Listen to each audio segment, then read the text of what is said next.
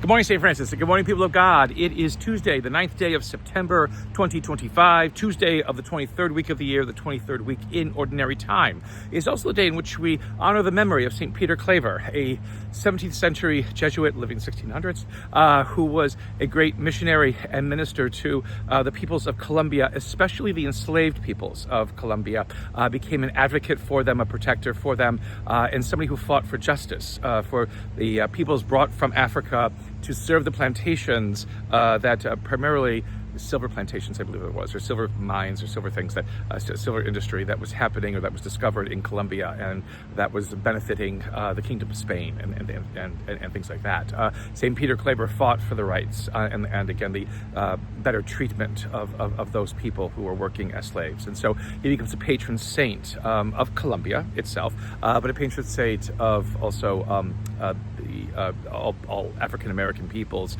and peoples who are experiencing any kind of oppression and any kind of loss of dignity or welfare or sense of value within themselves. And so remember again his great and selfless work that long before the civil rights movement and long before even the United States began to understand the need to eliminate slavery, Peter Claver, who himself was an Italian, basically fought for the rights for people to be treated with dignity and not as objects or property. Our readings for today, Colossians continues, again with a great warning that Paul offers, or an admonition that Paul offers. And that basically is to remember that what we are embracing in our faith is not a philosophy. Philosophies are usually individualistic.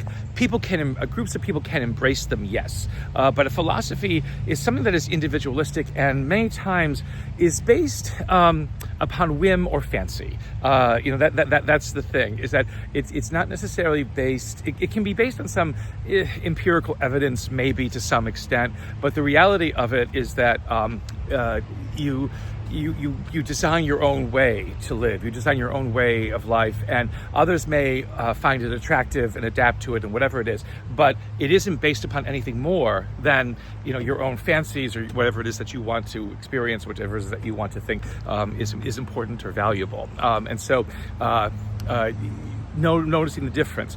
Many philosophies abounded in the ancient world, particularly among Greek and Roman society. And Paul is quick to basically say, you are not following an idea. You're following a person, an individual with whom you have relationship with and who has extended a hand in friendship to you.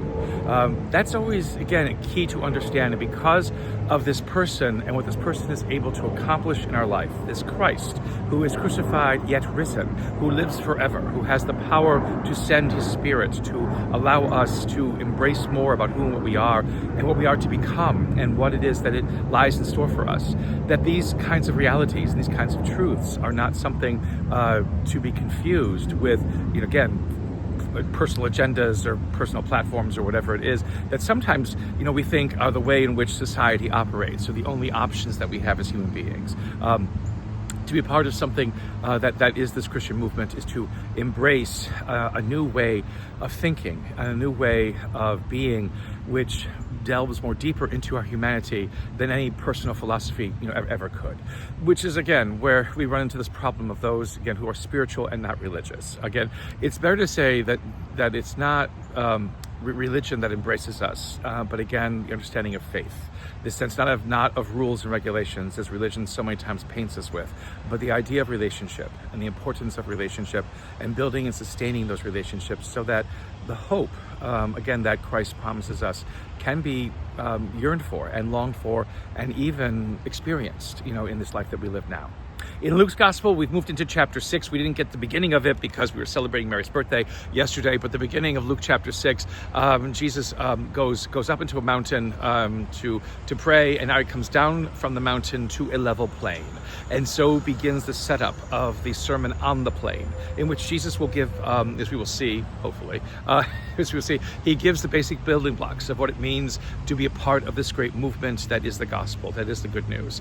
Before that, though, he chooses 12 men who he calls the 12, but also calls them apostles. So in Luke, there's always this sort of connection between these 12 guys and the name apostles. In the other Gospels, at times, it seems as though the 12 are separated from apostles, and then from disciples. So were there grades of those who were following Jesus, or were there grades of responsibilities? It's not always very clear from the Gospels, but here we have in Luke an association of the word apostle with these 12 guys, and their names are given, so we have a record of them. But we open up this moment on the plain where Jesus is, just with people coming to him because he is there and he is accessible. Again, the idea of relationship. And because he is accessible to them, they bring their sick, their burden, their hurt, their whatever it is, and Jesus begins to heal them, because that is what people in relationships do. They help, they reach out, they become a part of each other's lives, and that makes our lives extraordinary and glorious. A blessed day, St. Francis and people of God. May the Lord give you his peace.